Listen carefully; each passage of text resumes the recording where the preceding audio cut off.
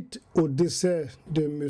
Désiré Oué, journaliste, rédacteur en chef du magazine Tomorrow Magazine, notre confrère qui a été tué à son domicile le 14 novembre 2013 à Abidjan, dans des conditions très obscures.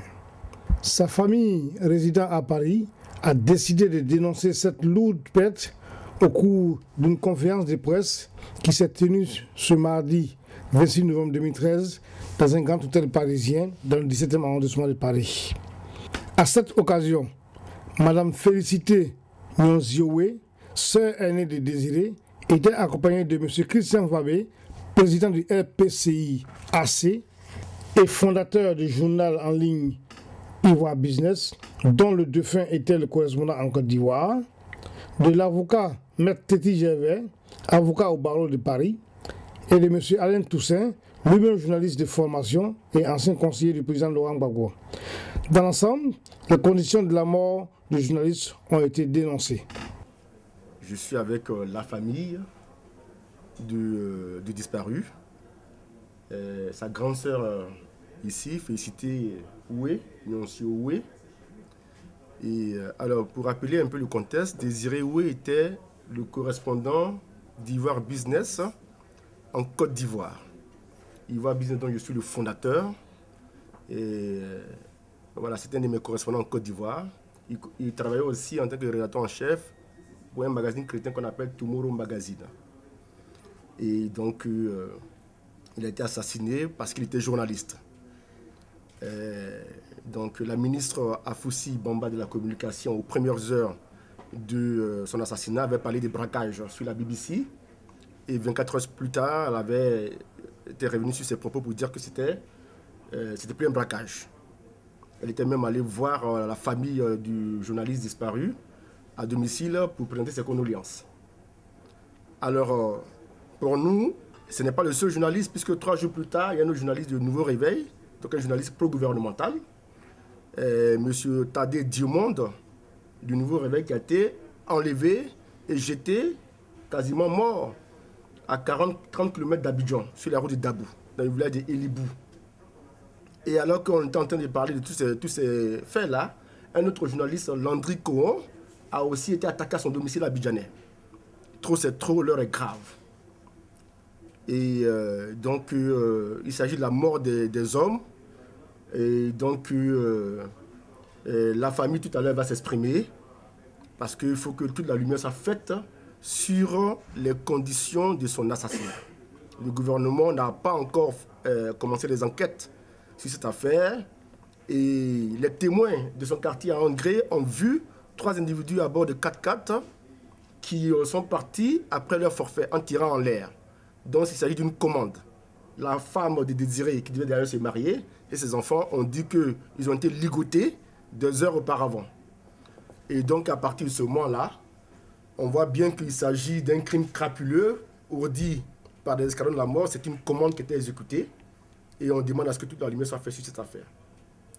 Et nous, en tant que fondateur d'Ivoire Business, et aussi en tant que président du Rassemblement du peuple de Côte d'Ivoire, on voit bien que c'est une affaire qui va au-delà des médias. Toute la presse nationale et internationale s'est émue.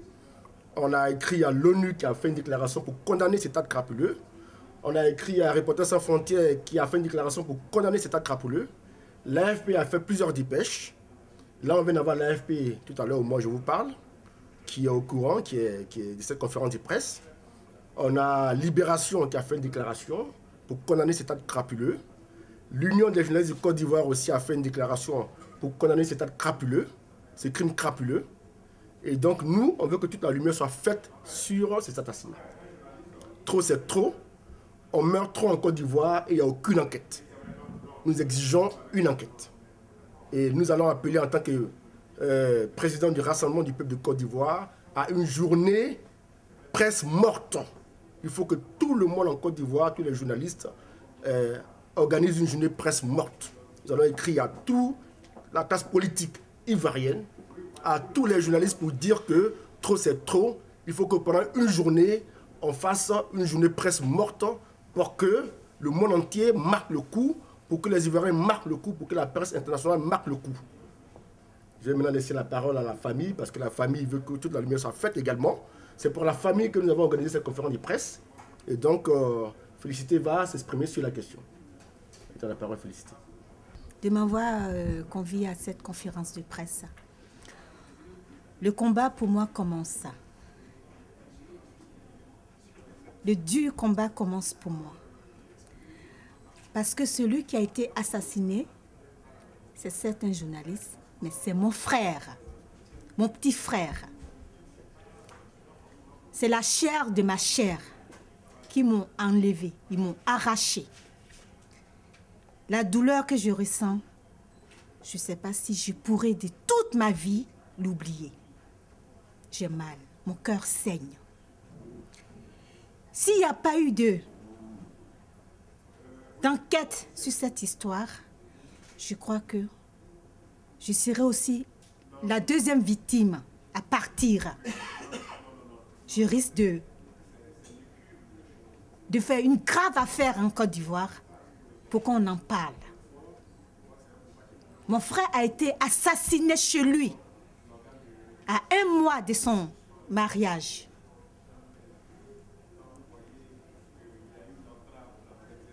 Qu'on me trouve ces personnes, ces gens qui ont eu ce courage, qui sont allés chez lui pour le tuer. Il faut que justice soit faite. C'est tout ce que je demande. Justice soit faite. On ne tue pas un être humain pour rien.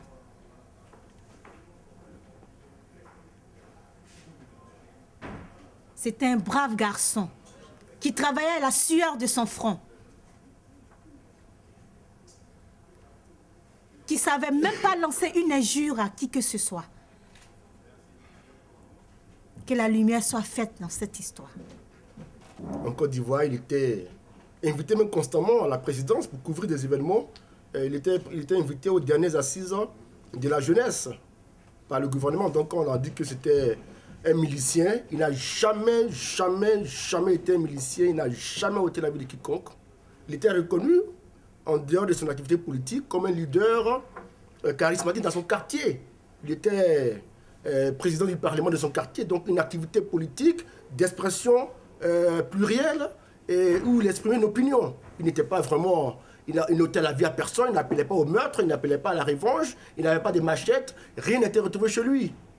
Donc, on voit bien que Désiré Oué a été assassiné parce qu'il est journaliste. Elle a dit au lendemain de son assassinat que c'était un braquage. Après, 24 heures plus tard, elle parle de crime et qu'une enquête sera ouverte. Qu'elle démissionne parce qu'elle a menti au peuple ivoirien. Nous sommes ici en présence non pas d'un fait divers, mais d'un fait politique. C'est un assassinat politique.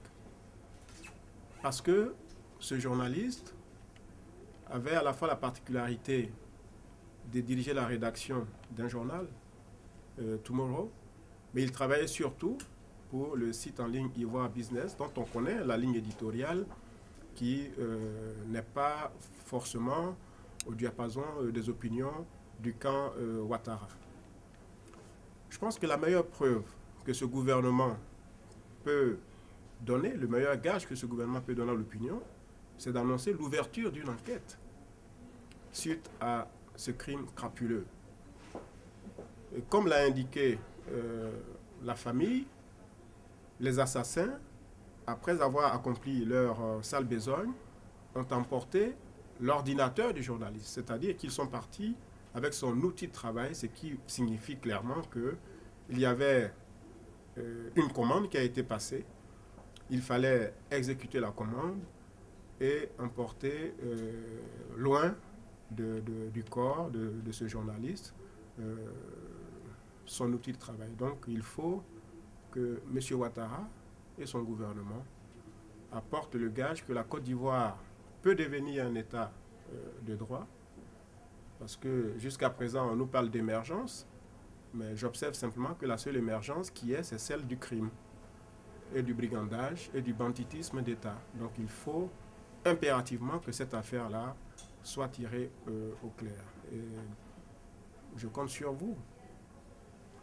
les médias, les journalistes, pour que, pour une fois, un travail d'investigation soit mené. J'ai accepté l'invitation de Christian parce que je suis un ancien journaliste. Et quand on assassine un journaliste, c'est aussi une part de nous aussi qu'on atteint, c'est une part de soi, en tout cas qu'on emporte. J'ai été choqué par ce meurtre, qui arrive aussi dans un climat particulier, où des journalistes sont agressés. L'un du Nouveau Réveil a été enlevé, sans doute par la même équipe. Je pense qu'il a été relâché sur l'autoroute du Nord, à 30 ou 40 km d'Abidjan. Et un autre, il y a quelques jours, Landry Cohen, a été également agressé à son domicile. Donc, il faut sonner le réveil pour dire que les libertés sont menacées et la liberté d'expression, le travail des journalistes est aujourd'hui en danger en Côte d'Ivoire. Et je voulais aussi profiter de cette tribune pour exprimer mon soutien à la famille et dire que nous sommes ensemble. Ce n'est pas un geste politique qu'on vient poser ici, c'est une démarche humaine. Et puis aussi, j'appartiens d'une manière ou d'une autre à cette corporation et je sais le danger que nous courons tous les jours et que vous courez, ceux qui exercent encore ce métier, en faisant simplement votre travail d'information. Qu'il faut, d'une manière ou d'une autre, dénoncer et condamner. Et je pense que nous ferons ce qu'il faut pour mobiliser d'abord les organisations professionnelles, puisque quand on est journaliste, on appartient à une organisation, Reporters sans frontières, ou journalistes en danger, etc., et qu'il faudra frapper à toutes les portes pour demander à ce que le gouvernement ivoirien apporte des réponses claires aux questions que nous nous posons. Pourquoi? Qui? Des questions principales auxquelles M. Ouattara et son gouvernement doivent apporter des réponses claires. C'est quoi les faits?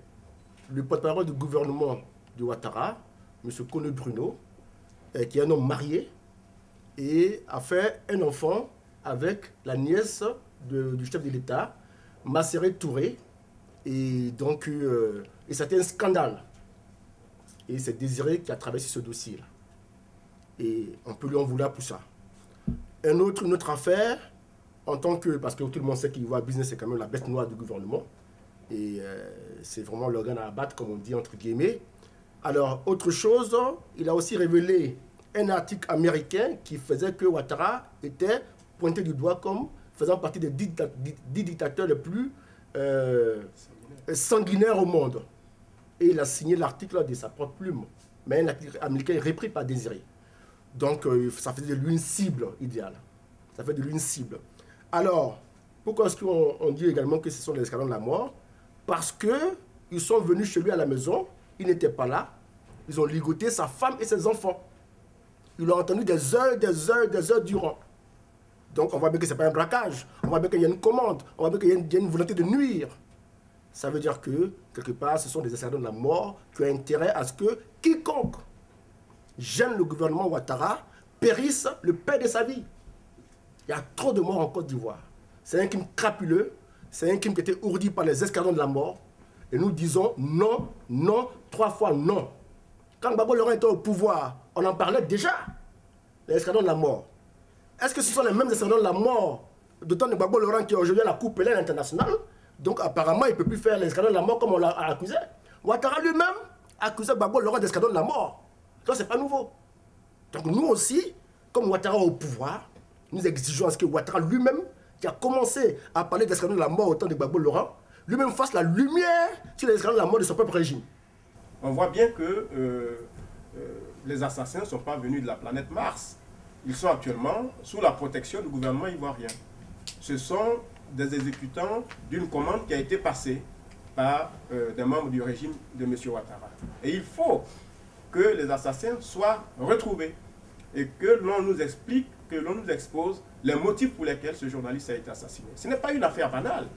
Vous savez, vous-même vous êtes journaliste, ça veut dire que si demain vous enquêtez sur ce pouvoir ou sur ces liaisons dangereuses avec je ne sais quel paradis fiscal, vous êtes susceptible de tomber. Voilà. Donc il y a une vraie menace qui pèse sur les journalistes et sur le métier de journaliste. Donc je pense qu'il faut regarder autour de ce pouvoir qui n'a pas encore désarmé ses 65 000 miliciens. Il faut rechercher de ce côté-là les assassins du crime, enfin les auteurs du crime qui a été commis sur la personne de Désiré Oué. C'est un crime commandité par le pouvoir, par des personnes qui avaient intérêt à faire taire ce journaliste. Il n'y a pas de mort, il y a une disparition d'un journaliste. Désiré Oué, le corps a été vu. Des témoins peuvent même attester de ce qu'il a été criblé de balles. Voilà. Tout comme notre ami Feu Jean-Hélène, voilà, que je connaissais personnellement. Donc, voilà deux événements, peut-être qu'on peut mettre en parallèle, mais qui n'ont pas de lien. On peut juste mettre en parallèle. Voilà. C'est le climat de terreur qui règne en Côte d'Ivoire, instrumentalisé par ce gouvernement, qui est à l'origine de l'assassinat de Désiré Oué. Donc c'est à M. Ouattara, et je leur ai dit pour la énième fois, de nous apporter des explications, des éclairages, de faire la lumière sur ce meurtre commandité. Par rapport aussi à la coutume, ma mère n'a jamais perdu d'enfant. Il est le Féwa. Donc la famille a demandé que qu'on l'enterre rapidement pour qu'on puisse, s'il y a un deuil à faire, à le faire. Parce que ma mère a pris un coup, elle n'arrive plus elle parle plus. C'était dur pour la famille, on a préféré, pas s'en débarrasser, mais on a préféré suivre la coutume. C'est le fait que la ministre de la Communication se rende sur les lieux, là où il aurait fallu envoyer une équipe de la police criminelle pour faire une étude balistique, parce que quand on crible quelqu'un de balles, il y a forcément quelques balles qui se perdent là, qui sont à même le sol, et qui peuvent être prélevées pour voir d'où viennent ces balles. Voilà, donc je veux dire, c'est vrai, on a enterré le corps pour des raisons liées à notre histoire, à nos traditions, mais dans tous les cas, si le gouvernement ivoirien veut servir la cause de la justice, elle peut demander à ces tribunaux de diligenter une enquête, auquel cas le corps peut être exhumé. Nous venons d'être saisis, donc nous ferons tout ce qui est possible. Pour l'instant, nous observons ce qui se passe en Côte d'Ivoire pour voir s'il y a une enquête qui est en cours, pour voir si on peut avoir accès aux conclusions de ces enquêtes. Et si rien n'est fait effectivement, nous serons obligés ici de saisir la justice française.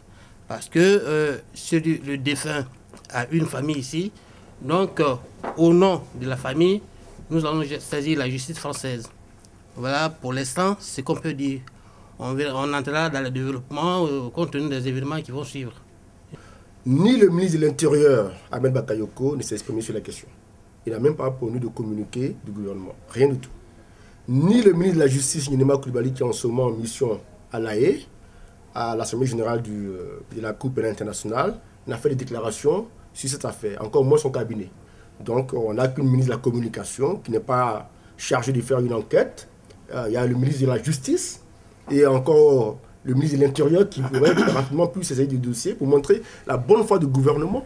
Un monsieur de la Force Licorne a dit que Jeanne-Hélène, en réalité, c'était la chaîne même qu'elle avait tuée, parce qu'elle prenait des positions très contre le régime Gbagbo sans raison à l'époque. Dans la question, l'autre question des escadrons de la mort, et la raison pour laquelle Ouattara voulait en parler, le journal Le Monde de Paris a condamné Stéphane Smith parce qu'il parlait des escadrons de la mort qu'il n'y avait pas sous Gbagbo. D'ailleurs, on utilise encore ces papiers-là à la CPI pour dire que Gbagbo avait des escadrons de la mort. Donc je suis un peu confus. Comment, et parce que Kiffer travaillait sur le cas Marajo, et on le sait, on le voit, donc c'était plutôt ça qu'on voulait cacher peut-être. Dans ce cas ici, est-ce qu'on a des preuves concrètes que ça vient du gouvernement? Est-ce qu'on peut le souligner par rapport aux habits que les gens avaient, qui ont tué, voilà, de faire vraiment un lien, parce qu'à l'époque c'était un peu instrumentalisé la question de l'escadron de la mort et le régime Gbagbo, donc je me demande Dans le cas Ouattara, quelles sont les preuves que ça vient du gouvernement? Le terme escadron de la mort est apparu il y a des décennies en Amérique latine, quand les gouvernements de certains pays envoyaient notamment des hommes armés assassiner des gens. Et en Algérie, pas loin de nous, dans les années 60, quand la France combattait les indépendantistes algériens. C'est un terme qui est venu de là-bas. Donc c'est un concept de communication pour dénoncer un climat particulier. Comme il a dit, on peut les appeler hommes armés ou bandes armées, etc. Mais peu importe, toujours est-il qu'il y a des gens qui ont une logistique, qui sont armés, qui sont véhiculés, qui se rendent dans des domiciles de citoyens et qui peuvent les abattre et ensuite se replier vers une destination inconnue. Sur M. Kiefer, je vous ai dit, il n'y a pas de crime, Kiefer. Il y a une disparition plus qu'inquiétante d'un citoyen français qui a disparu à Abidjan, en Côte d'Ivoire, qui était journaliste économique, qui enquêtait sur plusieurs dossiers. Tout le monde sait que ce n'est pas le régime Gbagbo qui l'a fait disparaître. Moi, une semaine avant sa disparition, j'avais rencontré Kiefer à Abidjan, puisqu'on se connaissait déjà depuis Paris, et j'ai été surpris d'apprendre une semaine après qu'il était porté disparu, etc., etc. Ce n'est pas Gbagbo qui a commandité son crime. Celui de Jean Hélène non plus, qui est le crime d'un policier ivoirien qui a tué un citoyen français. Ce n'est pas un crime qui a été commandité par le pouvoir Gbagbo. Et je ne suis pas d'accord avec M. Payan quand il dit que Jean Hélène a été tué parce qu'il critiquait Gbagbo. Je pense que c'est trop facile. D'ailleurs, lui, il était porte-parole de la licorne. Mais il fallait parler à l'époque. Ce n'est pas maintenant qu'il faut venir raconter sa vie. Je suis désolé, c'est sympa. Mais franchement, il n'apportait rien comment on dit, à l'expression de la vérité. Jean Hélène a été tué par un policier qui avait, lui, ses motivations, comme d'autres commettent des crimes, parce que, etc. Moi, je n'ai pas souvenir que Jean Hélène a été tué parce qu'il critiquait Gbagbo. Là encore, quelques jours avant sa mort, il y avait une cérémonie au 43e Bima. Je l'avais rencontré là-bas. 2 jours après, nous avons déjeuné ensemble à Abidjan. Et on devait se revoir. Il est allé à Boaké pendant 3-4 jours pour son travail. Et il est revenu. Et un soir, on m'appelle. Un journaliste de l'AFP m'appelle. Il me dit, ah, Jean Hélène vient d'être assassiné. Et le soir même, je suis allé chez le président Gbagbo. Et nous sommes rendus ensemble sur les lieux devant la DST au plateau. Il était journaliste. Il a été tué par un policier, bon, ivoirien, qui appartenait à la fonction publique ivoirienne. Point barre. Voilà. Non. Je ne vois pas l'organisation qu'il y a derrière. C'est-à-dire le raccourci, on dit, bon, en Côte d'Ivoire, le pouvoir est anti-français. Donc, quand un journaliste français trouve la mort, forcément, le lien est là. Là, pour une fois, le journaliste qui est assassiné, enfin, pour une fois, Nguébé, il est ivoirien. Et il se trouve que quelques jours avant son assassinat, il a publié des articles qui incriminent des personnalités du régime Ouattara. Alors, n'étant pas... vous savez, c'est une situation qui a été tellement dure à porter que sur le champ, je ne sais pas, j'ai vraiment pas eu l'occasion de prendre comment on appelle, toutes les nouvelles autour de tout ça. Donc, du coup, là, à présent, je ne sais pas si mon frère qui était présent, qui a ramené son petit frère à la mort à Ivosep, qui s'est occupé des obsèques de son frère, s'il a eu à faire autre chose, je ne sais pas. Parce que nous sommes restés dans un coup dur, on n'a pas encore, voilà, on ne s'est pas encore débattu. Ah, il faut que M. Ouattara, qui veut émerger en 2020, puisse déjà faire émerger la vérité avant 2014, ou en tout cas dans les toutes prochaines semaines de l'année 2014. C'est une enquête de police, c'est pas compliqué quand même. On ne lui demande pas de faire un taux de croissance de 18%. Il y a eu un crime, il y a des témoins, il y a des éléments d'enquête.